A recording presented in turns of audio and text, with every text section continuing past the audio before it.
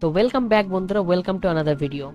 তো আজকে যেটা নিয়ে আজকে আমরা আলোচনা করব সেটা হচ্ছে এক্সেলের ডুপ্লিকেট এন্ট্রি প্রিভেন্ট করা।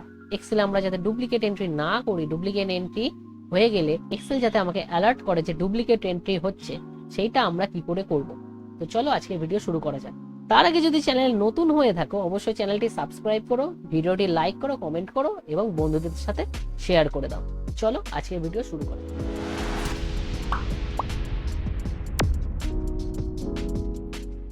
তাহলে দেখো এখানে আমাদের কাছে একটি টেবিল আছে যেখানে লেখা আছে name, date of birth, gender, Aadhaar number, post ইত্যাদি লেখা আছে।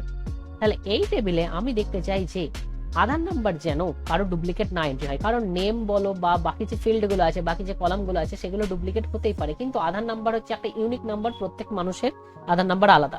সেই জন্য আমি চাই আধার নাম্বার যাতে কারো ডুপ্লিকেট বা ডবল এন্ট্রি না হয়। ঠিক আছে, আমি যদি এখানে 1 2 3 4 আধার নাম্বার 4 5 আধার নাম্বার দিয়ে থাকি, পরের লাইনে যেন কেউ 1 2 3 4 4 5 আধার নাম্বার যেন এন্ট্রি না হয়।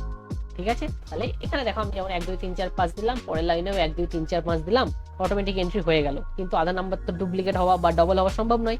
সেই ক্ষেত্রে আমরা কি করে করব সেটা দেখো। তাহলে এগুলো আমরা ডিলিট করে দিই। দেখো এইটা করার জন্য আমাদের একটি ফাংশন লাগবে যেটার নাম হচ্ছে কাউন্ট ইফ।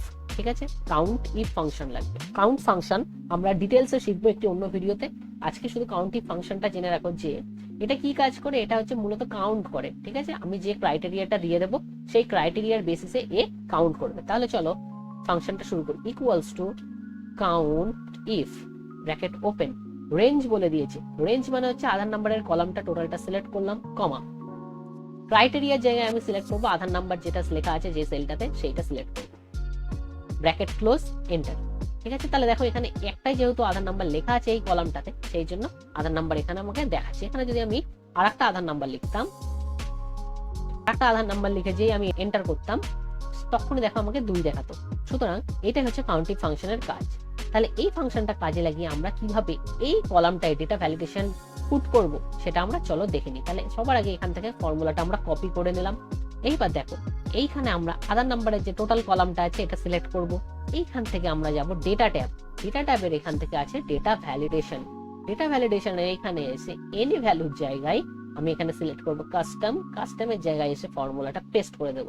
ফর্মুলাটা পেস্ট করার পরে এইখানে আমি ইকুয়াল 1 দেব। কেন ইকুয়াল 1 দেব? তার কারণ হচ্ছে কাউন্ট ইফ কি করবে বললাম এক্ষুনি, কাউন্ট ইফ এই কলামের মধ্যে যাবতীয় ডেটা আছে সেটাকে কাউন্ট করবে, এবং ডেটা সেটাকে কাউন্ট করে সেটা যেন সবসময় 1 হয়। অর্থাৎ এইখানে যদি একটার বেশি অন্য ডুপ্লিকেট এন্ট্রি থেকে থাকে সেটা যদি ও দেখতে পায় সেখানে যেন আমাকে এরর শো করে।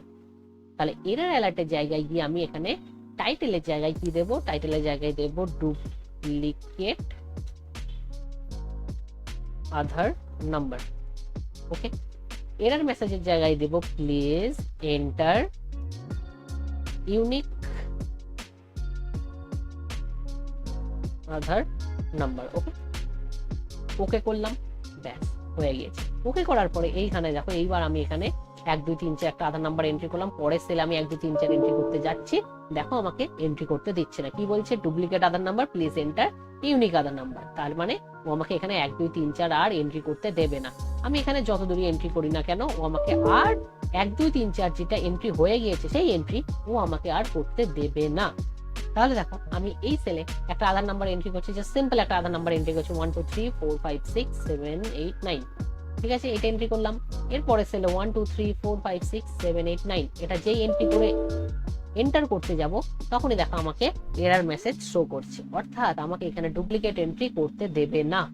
তাহলে এখানে আমাকে অবশ্যই ইউনিক আধার নাম্বার এন্ট্রি করতে হবে। তাহলে এই ছিল আজকের এক্সেল একটি ছোট্ট টিপস। ভালো লাগলে ভিডিওটি অবশ্যই লাইক করো, কমেন্ট করো এবং বন্ধুদের সাথে শেয়ার করে দিও। তাহলে এই ভিডিওর মাধ্যমে আমরা জানতে পারলাম যে এক্সেল আমরা ডুপ্লিকেট এন্ট্রি কিভাবে প্রিভেন্ট করতে পারি, ডুপ্লিকেট এন্ট্রি আমরা কিভাবে অ্যাভয়েড করতে পারি, এই ভিডিওর মাধ্যমে আমরা শিখে নিলাম। তাহলে দেখা হচ্ছে পরের ভিডিওতে, তখন পর্যন্ত ভালো থেকো, গুড বাই।